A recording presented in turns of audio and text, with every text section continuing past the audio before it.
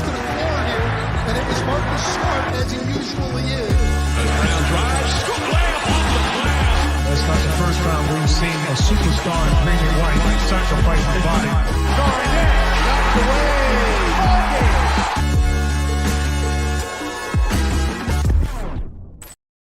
Hello and welcome to another episode of First to the Floor. Ben Vallis here. Thank you for joining us. Hope you're doing well. Alongside me, a man who will only enjoy Thanksgiving if the Celtics beat the Bucks tomorrow. It is Wayne Spooney. Spooney, what's up, man? That's a fact, man. But I'm not even sure we're going to watch that game because didn't the season die last night? Isn't that what I'm reading on Twitter? It's over, right?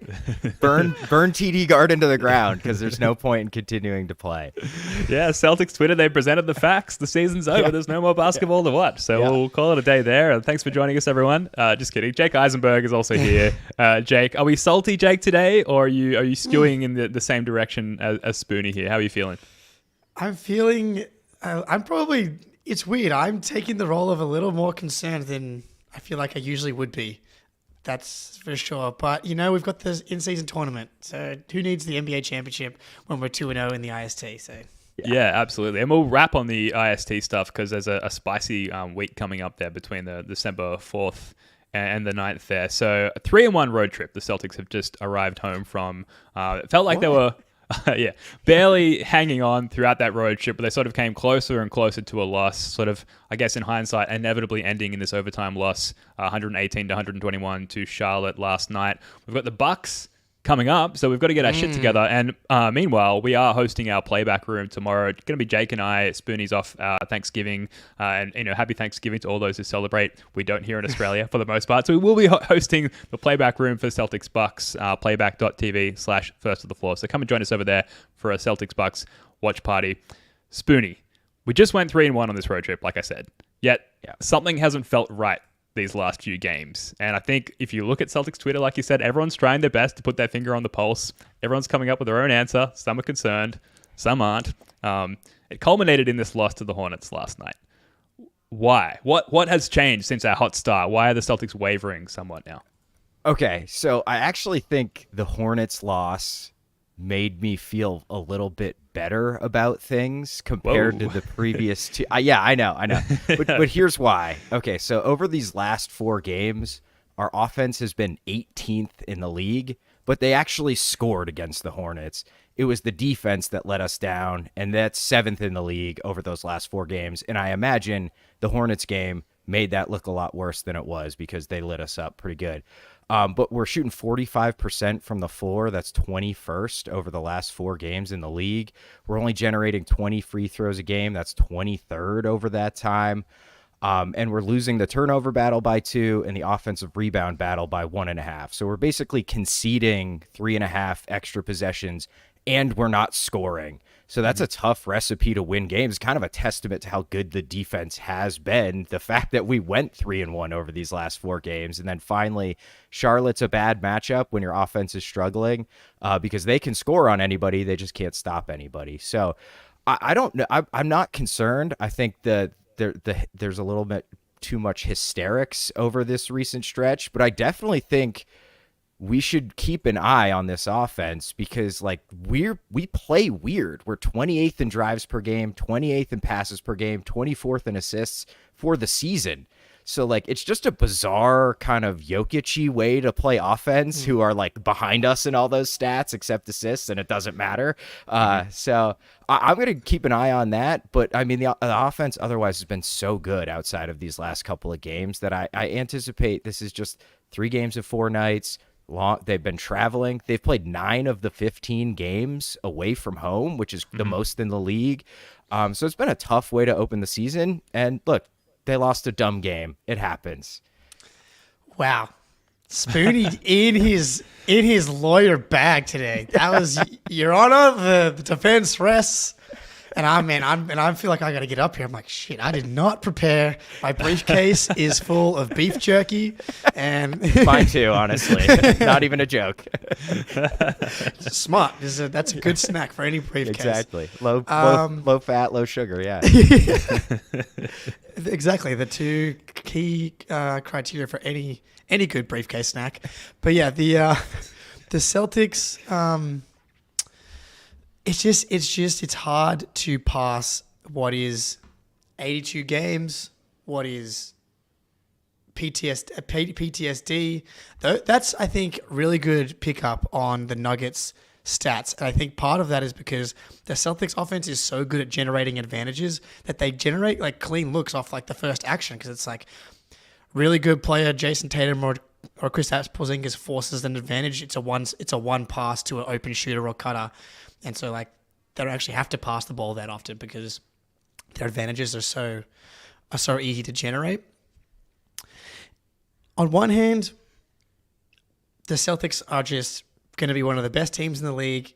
They're gonna get to the conference finals. They're gonna win 55 plus games, hopefully 60 plus for me to win my bet. It's just, are they going to go to the next level? Like I've mentioned it a bunch of times. Every time the Celtics lose, people have been like, the Celtics lose that game last year. That's just not true. They won so many games last year, 57 games, pretty good in the clutch. And they absolutely look different in fourth quarter offense, in crunch time, the process, getting in the post, generating better looks. They absolutely have been better in the post. This team has been better to me and has the ceiling to absolutely be better once we get to the playoffs as well. It's just, are they going to buy in on a night-to-night basis to where they've truly leveled up by the time we get to the playoffs so that we can avoid the Game 5 loss against Atlanta and the Game 1 loss against Philly and stuff like that. And when things like last night and the Grizzlies game and the Raptors game start to string together and they're not like pulling themselves out of this tail slide faster than I would like them to, the PTSD comes up from guys. And like last night to be up 9 with 2 minutes to go and lose the game that's a game that we've lived through, unfortunately. And I think they're going to be like fine, but and we're going to tweet out how good the Celtics net rating is and the defensive rating is and the offensive rating is, because it's all going to be true. Mm-hmm. It's all going to be true. And I'm going to feel really confident about their ability to get through the playoffs against pretty much any team. But in the back of my mind, there's just this voice that's like, I'm not sure how different it really is. Yeah, this isn't good podcasting and not objective, but I agree with both of you. Like, Spoonie, you're right in 4-game road trip. We had that signature win against Philly where we got up for it. We were down, multiple starters and we played well. And we at least approached our ceiling as far as how well this team can play against a top-tier team. And then you can just imagine from a human psychology standpoint, throttling down your enthusiasm towards a series of games on the road as far as your approach. And I think we absolutely saw that at a cascading level, culminating, like I said, last night in, for example, Jayson Tatum being backdoor cut by Gordon Hayward when the game was tied. One of a long list of plays where if you just got that right, they walk away with a disappointing win, but a win nonetheless. So I agree with Spoonie on that sense. But also, Jake, you nailed it with the PTSD. Like, the reason that this whole thing is under such a microscope is because of the trauma of last year and the characteristics that ended up bearing out when it mattered most in the playoffs. The inability to close games, inability to execute at a high level in high stakes moments. And when you get a little glimpse of it like this, even though we've talked about it so much on the show already, this team clearly is different in their behavioral traits compared to last year. And yet you get a little glimpse back into the past last night and against the Grizzlies and, like you said, against the Raptors. Suddenly it's panic stations. It's the firemen going down the pole. The bells are ringing. Like, what are we going to do? Where are we going to go? Everyone straight to Twitter to complain about how this team sucks balls and is never going anywhere. So you're both right. I guess what I want to serve up to listeners here today, and a little bit to myself as well, is the degree to which we're concerned, and I guess the case for and against being concerned. I know we've kind of touched on both sides already, but Jake, I'll throw it back at you. This Bucks game's coming up, and we're going to preview it shortly. Where are you at as far as your confidence going into this game based on what we've seen on this road trip? High. My confidence is high. And I think that we've learned that from this team, though, which it's the back against the wall Celtics over the past 2 years, right? Up until they go down 3-0 against the Heat. It was pretty much like the safest bet you could make. Celtics lose a game, especially in the playoffs, they're coming out the next night and going to play some of their best basketball. I absolutely expect them all to be locked in. Like we got the legend, we got bald Derek White back tomorrow night. Al Horford back tomorrow night again. Important to note that we didn't have them yesterday. Which if they have them, they go ahead, Ben. I can see. Well, just that we haven't won a game without Derek White, which means we haven't lost a game without Derek White. Yeah, obviously it's Jayson. No, yeah, we have. Oh no, we lost one because it was the Philly game. Yeah, the first Philly game. Okay. Yeah. Yep. Yeah. Sorry, I was living in a fantasy world for a moment there. Well, no, I mean, honestly, it all blends together. It doesn't count though because it wasn't the real Derek White because he was running on like 3 nights sleep deprivation. So really, Middleton didn't play. Exactly. Yeah. So it doesn't Thank count. you. I forgot what we were talking about there. Exactly what I was saying. Confidence going into the Bucks game based on the shit We're going to show of win. this road trip. We're going to destroy them. We're going to kick the shit out of them. And we're going to be the better team going into a series. It's a sustained focus. That's what I want to see. Like this team's, if they're going to be healthy, they should win 60+ games. That's how good they are. That's how good they've proved to be already. And last year's team with the lapses that we're talking about getting to 57, this team is better. They should get to 60+, 62. Like that's how dominant the 5 guys have been when they're all together on the court. What we've seen. And it's lulled here a little bit. And it's early enough in the season with new guys like Porzingis and Drew, the renewed coaching staff, Missoula second year. I promise you that he's aware this is happening as well. All the things that I've been really confident in and excited about are still true. And they can make it an emphasis to fix some of this stuff going forward.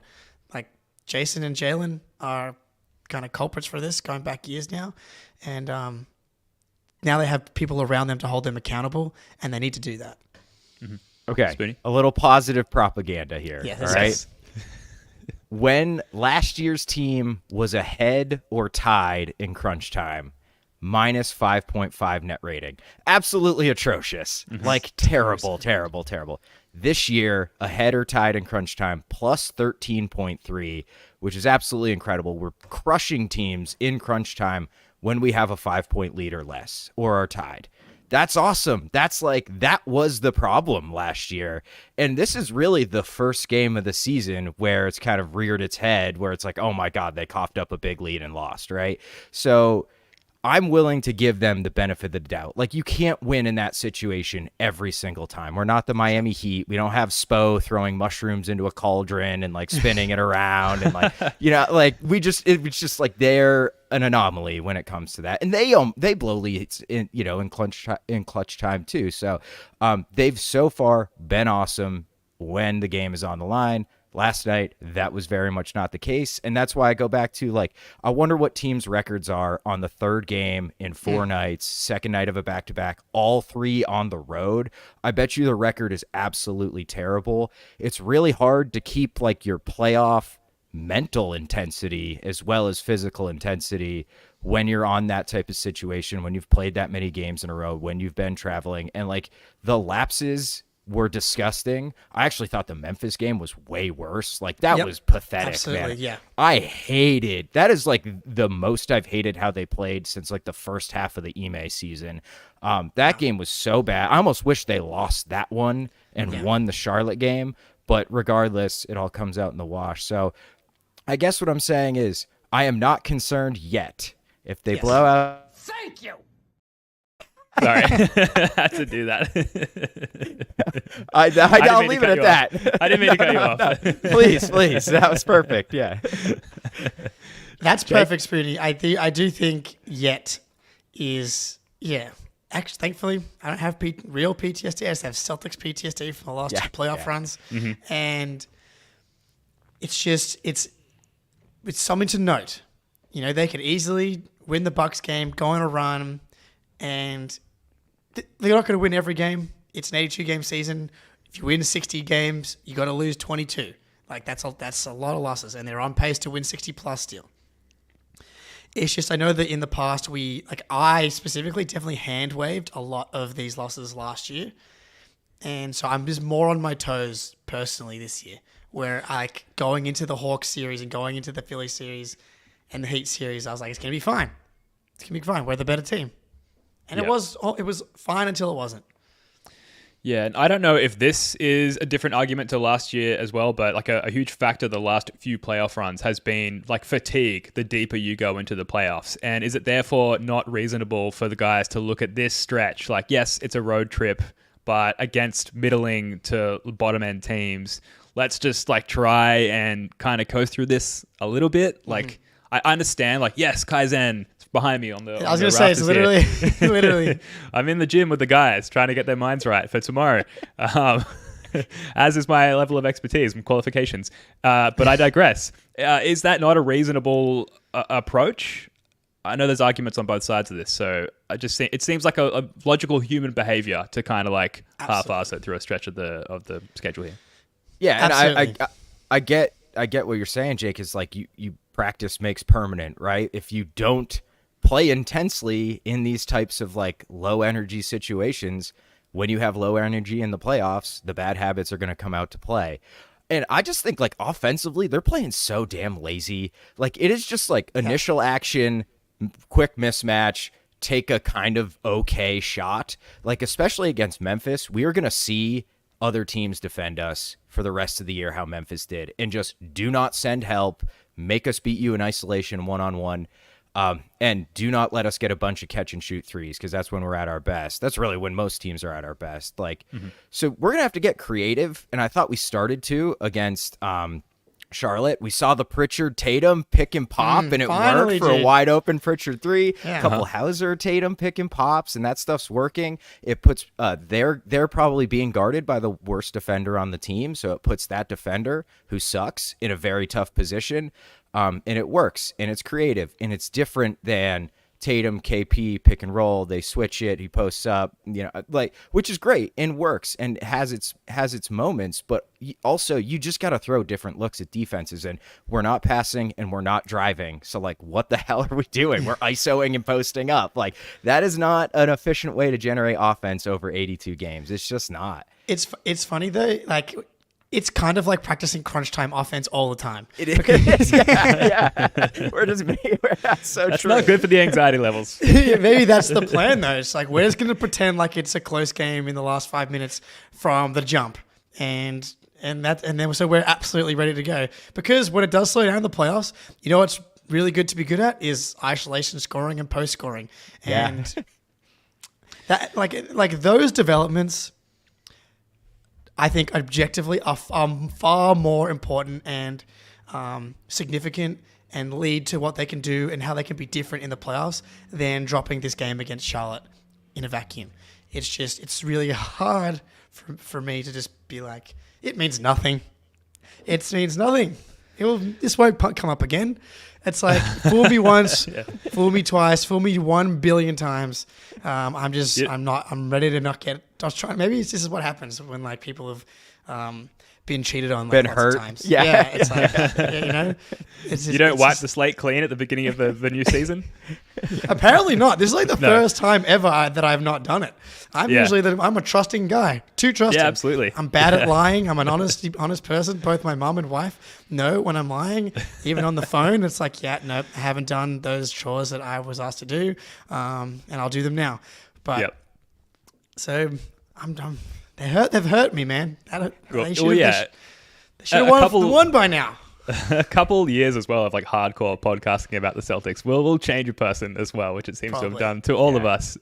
Teams are throwing different looks at us as well, and bottom level teams like the Hornets have games like this. We talked about it in the last podcast. The Celtics have a target on their back, where this is like the most important game of the month, if not the year, for these low end teams to get a really good look at elite teams like the Celtics. And this one, the Hornets went to zone quite early in the game, like in the first quarter. And I don't have the stats on how frequently the Hornets go zone, but very quickly, I think like 1 or 2 possessions in, we started getting the ball to Porzingis at the nail. We went away from pick and roll. We went away from ISO. We started like launching the ball into Porzingis around the free throw line and allowing him to go to work. And I know we're going to get to some of his and one stuff later, but he was able to generate like some awesome offense. And just how quickly we went to that, given our past struggles with the zone. Again, it's another differentiator from last year to this year. So I guess there were some positive takeaways from this game at a micro level as well. One thing I want to get to is Jaylen Brown, because he was brought up on Zach Lowe's podcast earlier today. And I've got some clips that I want to run you through, a couple that are contrary to what Zach Lowe was talking about, and some that very much back up exactly what he was saying. But first of all, the comments are flowing in here. We'd love to see all the comments. We're going to bring some up on screen as we go through the show. If you're here, please like the stream. We've found that these calls to action really help people actually click on the like button if we tell them to. So please, if you're here, if you want to support the show, help us navigate the algorithm, click the like button, subscribe, whether you're watching on the CLNS channels or over on the First of the Floor channels where we host the majority of our shows, actually all of our shows. Please subscribe to that channel as well. We'd really appreciate it. So, Jaylen Brown. But first of all, do both of you guys know what I'm talking about? Have you heard Zach Lowe's little session on Jaylen Brown from earlier today? I posted a little clip on it, and I was like, I know it's going to get likes and retweets, and I feel a little dirty about it, but it's just kind of the truth at the moment. So let's see how we go. Well, yeah, and sort of his angle was like, come the playoffs, come like championship basketball, games on the line, series on the line, title on the line. Like, there's going to be some level of reliability on Jaylen Brown just because of the percentage of the salary cap that he takes up, his role on the team. And then, like, zooming out a little bit, it took into question his understanding of his role on the team as well. So we've got a couple of clips here in line with what Zach Lowe was talking about. This is Jaylen Brown late in the game. ISO, dribbles into an elite rim protector, Mark Williams there, puts up a terrible shot despite many open teammates around him. And similar here, Pritchard sets the pick for him, just dribbles into a very contested free throw line shot despite Tatum being out open just behind him to reset the offense. Plenty of time left on the shot clock, and just like tunnel vision, despite the game being on the line, despite his many open teammates around him, just an inability to really generate any sort of high-level offense from a team perspective. Thoughts on that, guys? Is this a long-term problem, or is this new? I think I know the answer to that. I don't know why I asked that question. Very much a long-term problem. Thoughts? Well, I don't know, man. Like, yeah, he could have easily found guys, and it's just not Jaylen, right? Like, to make those quick decisions in those moments, I'm not sure he has the capability to do it. The difference is he's just not making shots right now. Like, both of those shots, I know he can make. Like, either of those shots, he got to go 1 for 2 in those. How many times has Jaylen Brown made huge buckets, like, fading away over, like, tough defenders? Yes, he could have made a better play, but honestly, man, he's got to just start making some of these shots. Some of them, he doesn't need to force it so much and take as difficult shots. But man, like that first one over Mark Williams, like he can make that shot easily. I've seen him make that shot 1,000,000 times. Yeah, and the second one too, I think was a better look as well. And like he makes that middle like 12-footer all day long. But he's not. I don't like how he's playing off ball, and I felt like he's been playing much better off ball recently until this stretch. Like, we had a couple actions where we're setting double pin downs for him, and he's like jogging around the picks. That is not going to create, you're not going to stress the defense at all. They're basically just going to ignore you. And Jaylen Brown, you're our second best offensive player. If you're allowing the defense to ignore you, that kind of blows up the action entirely, right? Because we're wasting time occupying 2 guys off ball to get you open, and you're not taking it seriously and trying to get open. And now we're left, okay, so now there's 10 seconds left on the shot clock. We got to go to a pick and roll. Guys don't know where they're supposed to go because they were expecting Jaylen to get the ball, but he didn't cut hard enough. And it's just like, what are we doing here, JB? Like, the missing shots is an issue. I think he's like I don't know what his 3-point shooting is down to now. I should have checked that. Now. Yeah, and he was hot. But you take out just the one Wizards game, and that's really like 30. Yeah, which is terrible. Like, that's just not good enough, man. Like, even if it was 34, like a more steady 34%, Absolutely. like that would be okay. But I mean, he's just been ice cold, and he just like recently he has not looked really locked in off the ball, and he just needs to be. So the off-ball issues that you mentioned there, is that why you go on-ball, Jaylen, dribble, shoot offense here? Because that's kind of what bothers me. And Jake, you've alluded to this with you taking his understanding of his role into question, where you've got all of this talent on the team now, and they're all there on the court. And, we can include Pritchard in that, comment based on in a vacuum of this game because he was incredible in this game. And yet, like, they're all standing there relatively motionless, uninvolved in the offense. I refuse to believe that is the best look that you can go to down the stretch in critical late game possessions. So I guess it just confounds me as to why we're doing that so late in the game, despite his natural scoring ability.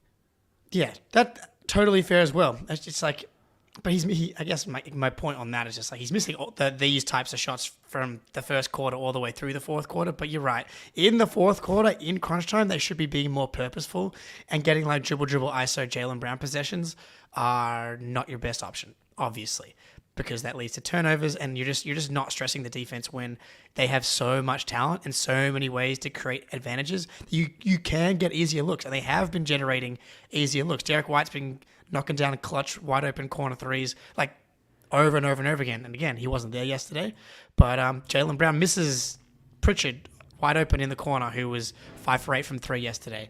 And again, like it just really shouldn't be in his hands to initiate possessions late in games, and that's it. Yeah, I guess the thinking is like you don't need to do anything with Tatum, and he's going to get a ton of defensive attention no matter what. So if you plop him in the corner and run a pick and roll with Jaylen, it should be easy. But he just is not a high enough level decision maker. I'm not sure Drew is either, unfortunately, which is also terrifying because now what? When Derek White's not playing. There's not really another option in that case. And we eventually just went to Tatum, and I thought he was okay at the end of the game. Like, he just biffed that layup. That two was of them, beautiful. Yeah, biffed 2 layups that he always makes, probably shooting 85% on that type of shot this season. So just kind of unlucky there, but, like, it should have never got down to where we had to make a layup in order to win this game, really. Up 9, 2 minutes to go, 98.7 win probability, Jake. Like, yeah. Sorry, I cut you off. Yeah, no. In Zach Lowe was also saying that it's not just the fourth quarter either. It's like in the second quarter they're up 12, and it's like, why are you taking these hero ball shots? We don't need you to take these hero ball shots.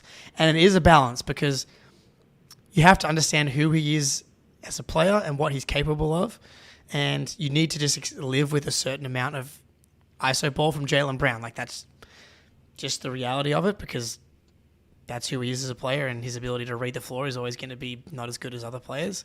But, man, consistently just not making the right play.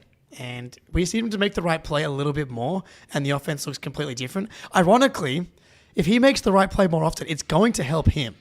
Like, he absolutely, if he's able to find himself in this offense and figure out the role, he has the potential to be his most efficient self that he's been in years, really. Like, the amount of open shots that we're able to generate, the KP game, 2-man game that we've seen bits and pieces of, is absolutely, that's the beginning of finding that efficient Jaylen Brown, because he has the athleticism to just like absolutely dust guys in so many different situations. It's leveraging that as opposed to just trying to do it off the bounce, where the dribbling is often a concern. So that was the biggest concern kind of coming in, really, was can Jaylen Brown figure out his role? And so far, he really hasn't figured out the role yet. But again, we're 15 games into the season, and the beginnings of the 2-man game with KP, that's a point in the column of, like, he's definitely trying. Mm-hmm. He has been at least definitely trying. Maybe the last few games, not so much, but there was initially, it felt like buy-in across the board. But it's got to kind of get back to that. Yeah, well, I mean, look at these plays from earlier in the game. He has exhibited some playmaking chops here. He just drives the gap, draws 2, kicks out to Pritchard, who is hot. Bang, 3-pointer, simple play. He made the right play, easy. And then on this next play, this could go either way, because he misses the initial pass to an open Porzingis here, but then the patience and the mindset to cut from Porzingis just leaves an open Drew Holiday there, who sort of floats up to the wing. I actually like the patience on that play from Jaylen to not make the initial pass and wait for the better shot to open up. So, and that was late in the game as well. So he's bits and pieces, he's sort of putting it together. But yeah, I want to just reiterate that my gripe is like late game, and I think we can agree that there are better looks available. But this is why we're here podcasting from various locations across the globe and not anything or anywhere to do with the Celtics. With that, we're just going to have a break and get a quick word from our sponsor, FanDuel. Score early this NFL season with FanDuel, America's #1 sportsbook. Right now, new customers get $150 in bonus bets with any winning $5 moneyline bet. That's $150 if your team wins. If you've been thinking about joining FanDuel, there's no better time to get in on the action. The app is easy to use. There's a wide range of betting options, including spreads, player props, over-unders, and more. So visit FanDuel.com/Boston and kick off the NFL season. FanDuel, official partner of the NFL. I got to be honest. I did think that the Celtics would be and Bucks line would be closer than it is. It's Celtics -5.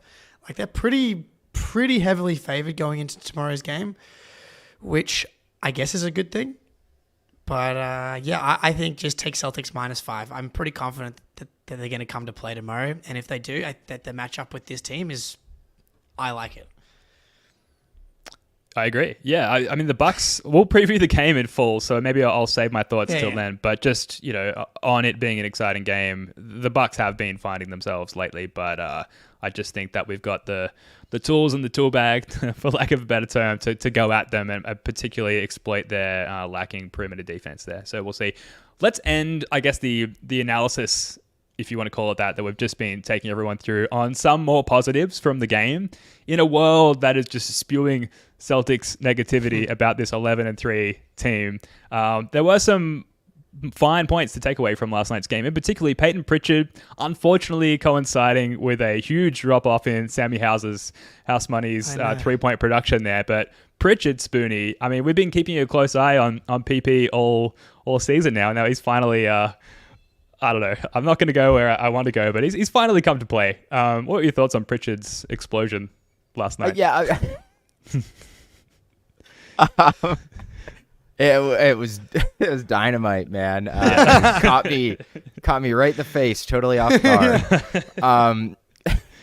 But I'm glad he finally got rewarded by having some shots go down, because he's been playing his ass off all season. He really has. Like, he's obviously got limitations, but he's been doing what he's asked for, I would say, the last 6, 7, 8 games, and he's just slowly but surely kind of been building the confidence. So you kind of felt like a game like this for him was coming, because I think he has been really solid recently.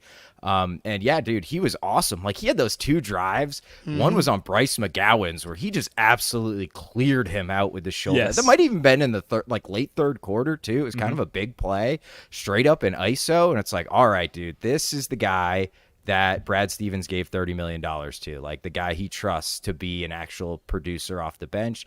And if he's making shots, he got cooked sometimes, but overall I thought defensively he was totally fine. He's a 6'1" bench guard. Like, he's going to get cooked. So did Ish Smith. That's why they're not starters. So yeah, it was awesome. Hopefully he keeps it up. Hopefully we can have 2 good white shooters off the bench and not they just keep rotating back and forth. But when both of them are clicking, we're going to be really dangerous. Yeah, finally, this is the guy, dude. We were all super excited about Pritchard coming to this year. I've been very bullish on Pritchard's ability to be an impactful NBA player. I definitely wavered a little bit on the shot. I was like, Hauser, not worried. That dude was put on God's green earth to knock down 3-pointers. Pritchard, even though we had honestly not quite as good of a sample size, a very long sample size of him being a really good shooter, they just weren't falling, but it definitely felt more like confidence versus a skill issue. Like the way that he was shooting it, you could just tell that he wasn't quite firing at will like he has in the past. And yesterday was a complete opposite. We had the classic 2-for-1. Pritchard had one of those buzzer beaters against the Hawks last year late. He has the 2-for-1 where he hits both the 3 from the left wing with 33 seconds left, and then also finishes off the 2-for-1 by exploding at the end of the quarter as well. So the fact that he goes 21 points, 6 rebounds, 3 assists, 0 turnovers on 57% from the field, that was a real game, and it's really frustrating because when you're getting that from Pritchard, that should be a double-digit win every night. And something else that he's doing that is important to note, which I almost forgot just now, his assist to turnover ratio, which is something this team really struggles with really across the board between Tatum, Jaylen, and Drew. 5.75 assists for every turnover. He's really been taking care of the ball, and part of that has been like, I think, the hesitancy where he's not really forcing stuff, so he's not turning the ball over. But regardless, that's a really good sign, and if him actually being able to do that and lead an all bench lineup and extend the lead against another team yesterday, I thought was absolutely huge and really could be a far more important and a way more significant sign than the Celtics actually losing the game to Charlotte. Because if this is like, okay, Pritchard's now off and turning into the guy that we thought he could be coming into this season, then this game could not matter less. Thank you. Jake, that was good. That was well done. Yeah, absolutely. I've got nothing to add to that, but you touched on the positive point that I wanted to get to after this game, which was that all-bench lineup to start the fourth quarter, who handed like a lead back to the starters as they came in and unfortunately pissed the game down their leg. But yeah, Pritchard was leading and playmaking for that unit, but I thought O'Shea Brissett was really good in this game with these like kamikaze rim crashes. Just no concern as to what will happen after he gets up at rim level, which is both terrifying and extremely entertaining to watch. That's really good. The bench has been a concern, obviously, prior to the season, and we've sort of only seen bits and pieces of them interspersed with the starters for the most part, unless it's garbage time. And so to see them come out and play like legitimate minutes and uphold and even build a lead at this point in the season was really promising as well. We've also been tracking curveballs, right? That's something that Joe Mazzulla brought up prior to the season, and it looks like a new one is emerging, Jake, with Kristaps Porzingis and his ability to get to the free throw line and score at the same time, the old school three-pointer. What have you been seeing in that sense? Yeah, this is just something fun that I feel like I've noticed is that he's got incredible touch around the basket in general, and just a ridiculously skilled offensive player, regardless of the fact that he's 7'3". Like if he was 6'3", I think he'd probably still be in the NBA just because of how versatile he is. But something that he's been really good at has been getting fouled down low here, and then just like also finishing the and ones.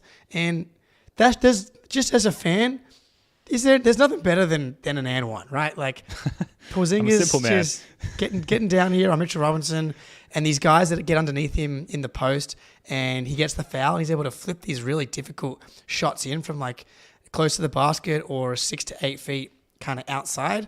And it just we really feel like we're underutilizing him at the moment, where he's incredibly efficient, but man, he's getting to the line whenever he wants. He's finishing these and ones.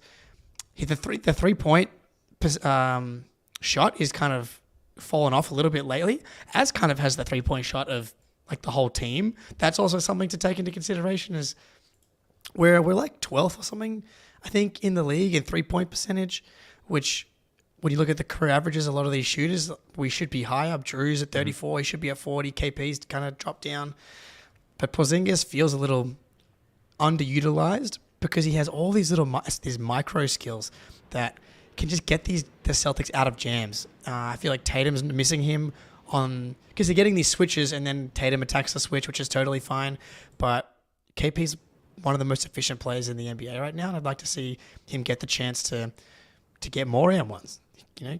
But if you get to the line, KP, just go better than 6 for 10, please. Make them, please. That's all we ask. Yeah.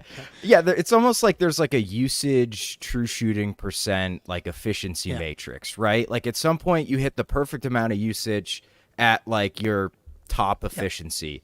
And Kristaps has got 76% true shooting percentage, which is like insane. That is like especially for a guy. Yeah, right. And Rob only dunked. Yes. But he's only got 21.5 usage, and both the Jays are around 28, 29.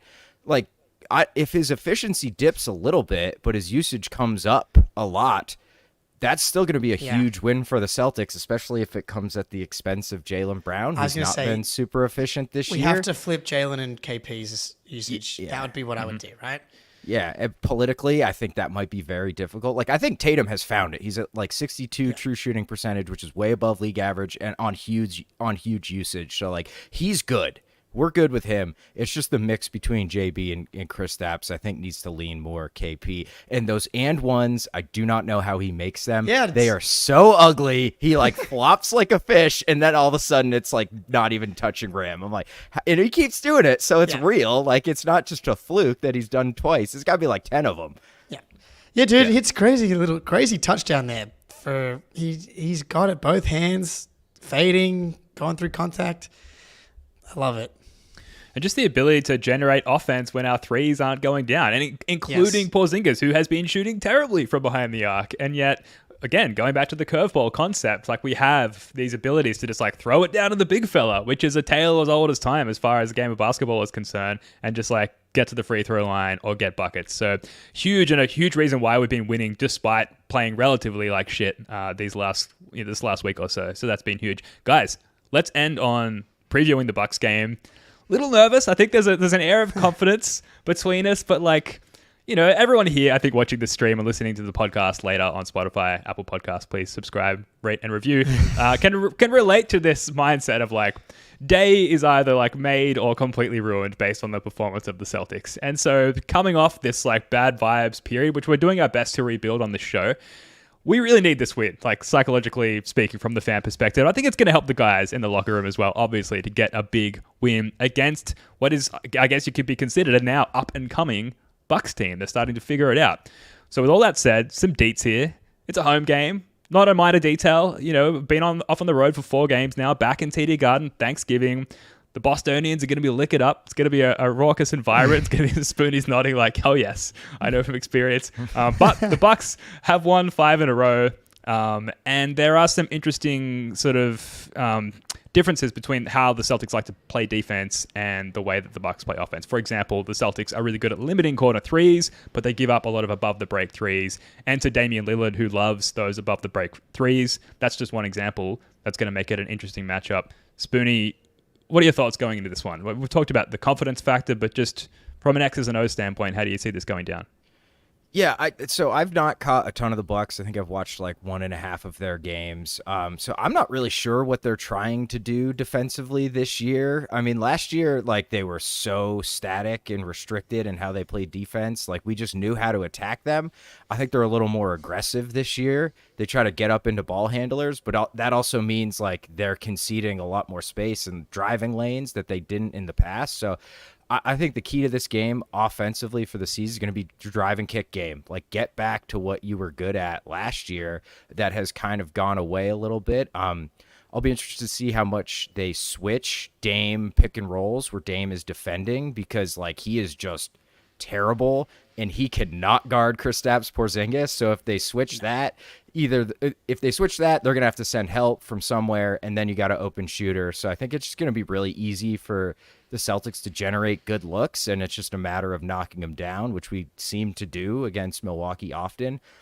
And then defensively, it always comes down to, I mean, stopping Giannis and now Dame. I think realistically, I'm not sure what we're going to do on Giannis with the starters out there. I think we might go Drew on him, honestly, with the way he's been having Drew play defense. He was on Embiid. Like, Giannis is a similar build of a guy.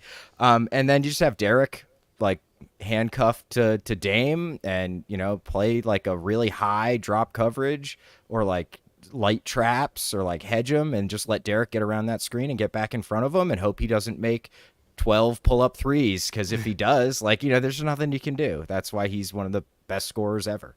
But it should be fun.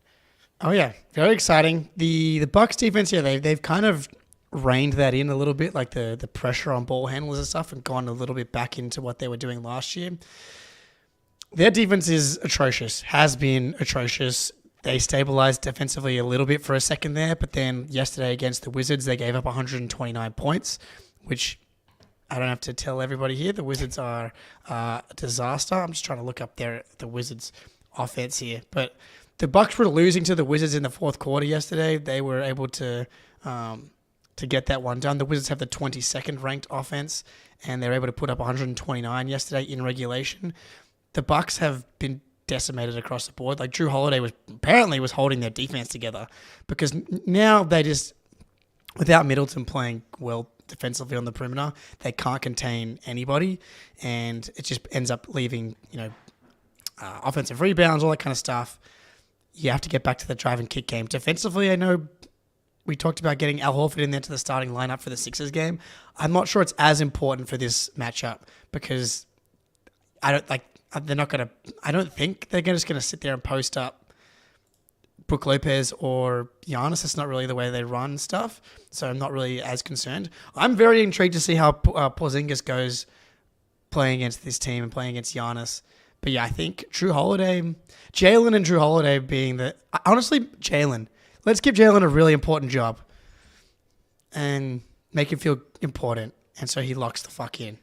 I think that's maybe necessary. You've got to get him focused on a narrow task to keep him involved, and we've seen success against the Bucks in that frame of thinking as well in recent history. So I like that. I'm a little worried about Porzingis in this game, not offensively. I feel confident in his ability to space the floor like against any other opponent this year. I do see him being slammed into the basket by Giannis on 5 or 10 occasions throughout this game. It just feels like there's a huge physicality disparity there if he finds himself, down in drop, protecting the rim, and Giannis is coming downhill. I mean, it's a short list of people who can succeed under those circumstances defensively, but I worry for Porzingis in that particular environment that he's likely to find himself in. Yeah, that's going to happen. But yeah, if you go back to the playoff series against the Bucks, Giannis did a lot of dunking in that series as well.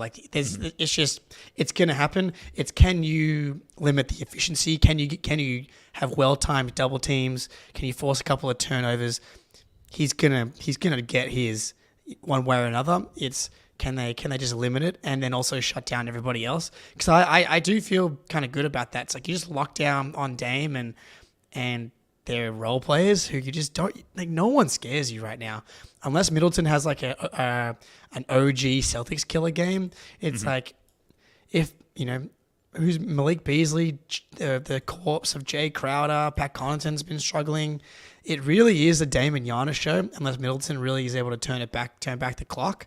So I think Derek all over Porzingis in navigating those screens, playing drop coverage, and you're trying to get help when they feed Giannis. You want to get him to take as many of those kind of mid-range jumpers as possible, and which he's been knocking more down this year than last year, but forcing him into that kind of mid-range, just get the efficiency down. He can drop 40 on 50%.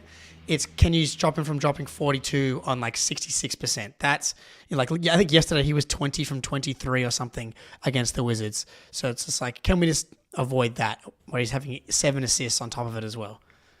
Keep the and ones down. I feel like he feeds off and ones because he can't shoot threes, so that is, he relies a lot on that for his efficiency as well as free throws, even though he's not a great free throw shooter. Yeah, Chris Middleton's shooting 31% from 3 this year, and he's playing 20 minutes a night. So I know what's going to happen. He's going to go 4 or 6 and play 28 minutes, but he's just not been that guy this season.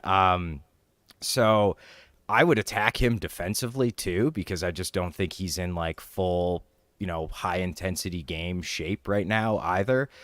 So it just really, I think often it comes down against teams like the Bucks. Can we hit enough open threes to kind of loosen up that defense? And that first game against Philly, that was our downfall, and really the Minnesota game too. We just didn't even crack really 30% from 3. If that's around 35-36%, the offense is going to click. And then, Jake, you nailed it on the head with defending Giannis. Just he gets 4 or 5 layups, that's fine, but, if he takes 30 shots and scores 30 points, we're good.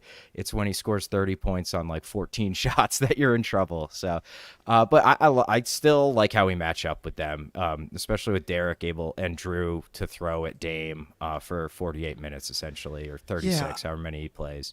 I'd feel comfortable trapping Dame. Get the ball out of Dame's hands, and then you're rotating either Giannis in that middle zone, and you recover back, and you get out to shooters.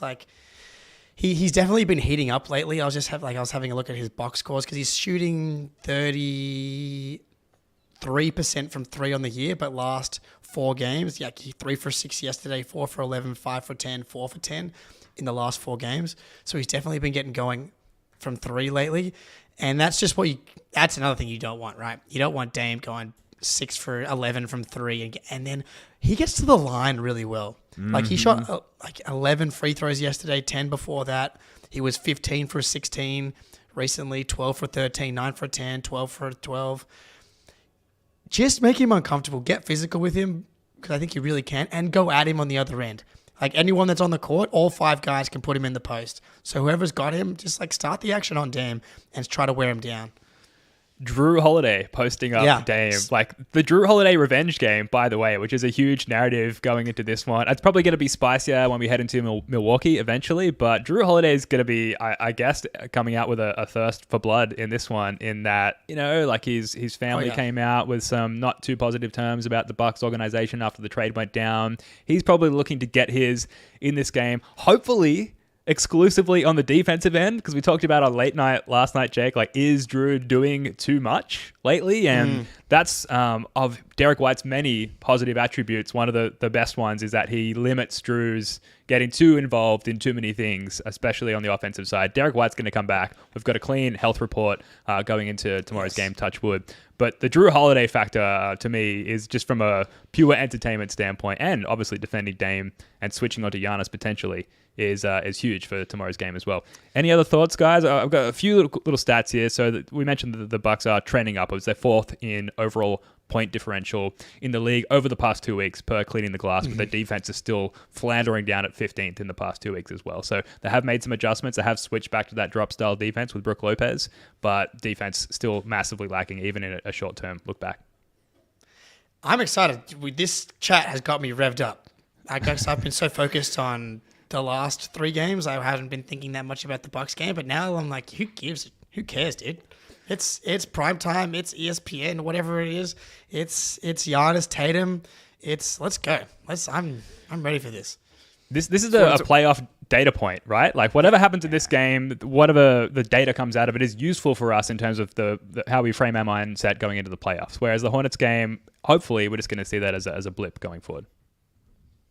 Yeah, exactly, man. And whatever team wins will use this relentlessly until the next game online and through the fan bases. And especially if we lose, the it will be insufferable. Yeah, exactly.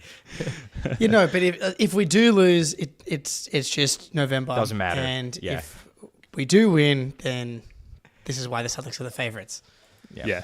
I've been thinking we should get a psychologist on this podcast soon, just to help us sort of define some of these thoughts and emotions that we put out on a regular basis. And maybe put together a playbook, a fandom playbook, and you can dust one off in losses, and you can dust another one off on like how to behave with class and how to gloat with class online in the case of wins. But maybe that's an off-season show for us. Yeah, definitely. Like, show me where the Celtics hurt you. I think could be a whole session. Okay. I'm just not going to touch that with a 10-foot pole. Let's end on this. So after the Bucks game, we've got a lot of home games. Not one of them, this is a poorly framed segment, is the in-season tournament game in Orlando, which could be huge, I think, depending on what happens with the Raptors-Orlando game today. And then we've got a 3-game homestand after that: Atlanta, Chicago, Philly, 2 of which are extremely winnable games. But then December 4th or 5th, depending on how the schedule shakes out, it's time for in-season tournament knockout round. And then I was trying to make sense of the schedule. I've got the picture here, I think. Maybe I didn't upload it. Here we go. This is what the schedule looks like on the Celtics website. A lot of asterisks, a lot of disclaimers, very confusing. But essentially, between this December 6th and 9th stage, there's a lot of currently unscheduled games against unknown opponents that, if we continue to win, will take us all the way to Vegas for potentially the championship in-season tournament game. And that's December 9th. So this is all coming up in the short term. Yep. So I don't know. I don't have any leading questions here, guys. Just this is all new. This is all exciting. Yeah, what happens if we play the Nuggets, or have we played a West team? Yeah. What happens if we play the Timberwolves in the finals, right? Ooh. Do we cancel the next game again, or do we play them 3 times and cancel? We only play Charlotte twice or something. How does that work? Yeah, call in. I guess call in if you know. Yeah.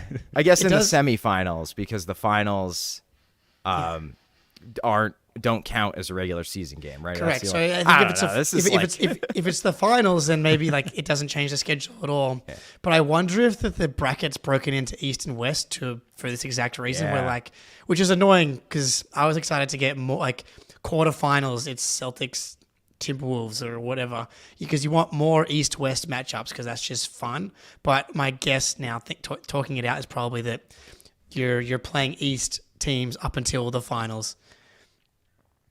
Yeah, that'd be nice. We'll see. I mean, it's so much is unknown, literally, just based on the schedule thus far. But I'm excited, venturing into the unknown. I suppose It's all very new and spicy and exciting, and it's going to be interesting to see as the games get more important from like an in-season tournament presentation perspective.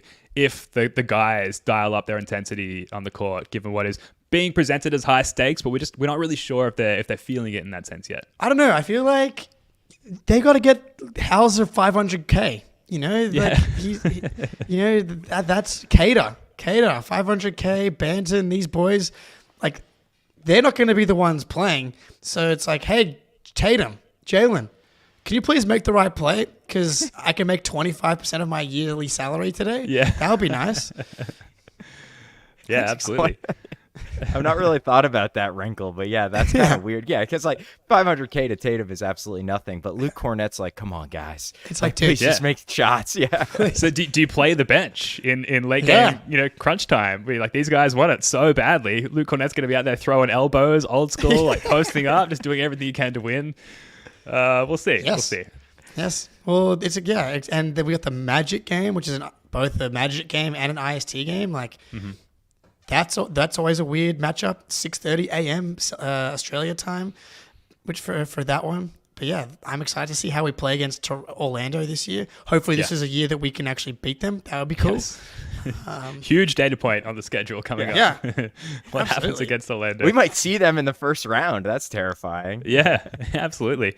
And then after the IST little batch there from the middle of the schedule, we've got 4 more home games, which is important, I think. This road trip sucked a little bit, even though we came away from it 3-1. So I'm excited to see just a long home stint there. I think that's going to be good for everyone to sleep in their own bed and that kind of thing.